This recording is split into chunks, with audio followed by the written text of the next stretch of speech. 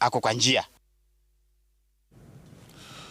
Tuelekee kaunti namba 31 ambapo huko Segerea, kaunti ya Laikipia, mlio wa kengele za shule ulikuwa nadra kusikika kwa miaka mingi, huku ukosefu wa usalama na umbali wa shule kuzuia watoto wengi kufika darasani. Leo simulizi hiyo inabadilika, huku shule ya Misheni iliyoanzishwa zaidi ya mwongo mmoja uliopita ikirekodi matokeo mazuri ya kitaaluma.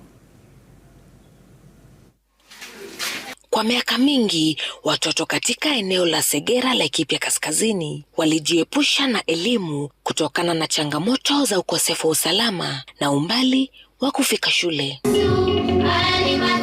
Wengi wao walilazimika kubaki nyumbani kuchunga mifugo au kusaidia familia zao badala ya kuhudhuria masomo. Sasa ulikuta watoto wengi walikuwa manyumbani, hawaendi shule. Sasa ilikuwa ile kazi ya kukaa tu kushunga hapa na pale.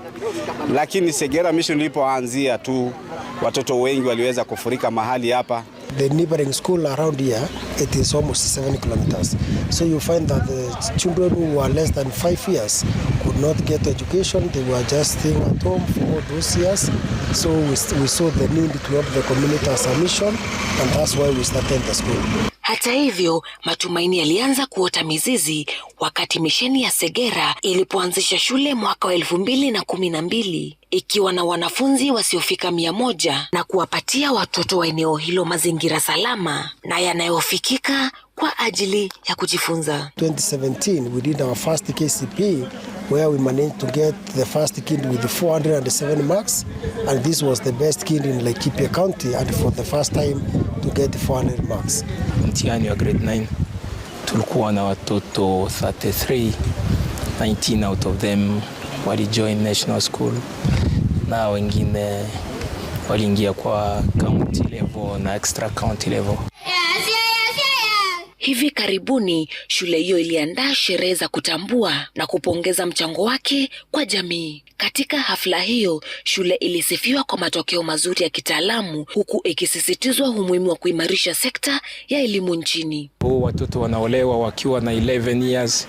Tumefika sasa kwa kiwango ambacho kila mzazi anapigania mtoto wake kupata nafasi ndani ya shule. Kama kuna kitu ambacho ninasherehekea leo kikubwa ni kwamba hatukutani kuongelea FGM. The communities to come together the way these people have come together. I saw a lot of clergy, I saw a lot of leaders, and even the stories that were being spoken here. It was such an encouragement to us, and we would urge everybody to emulate what is happening in Segera. Taasisi hiyo imekuwa na kuwa kitovu cha maendeleo ya jamii, ikitoa si tu elimu bali pia huduma za matibabu na lishe kwa wanafunzi. Sharon Mkonge, Runinga ya Citizen, kaunti ya Laikipia. Na baadhi ya wanafunzi wa shule ya msingi ya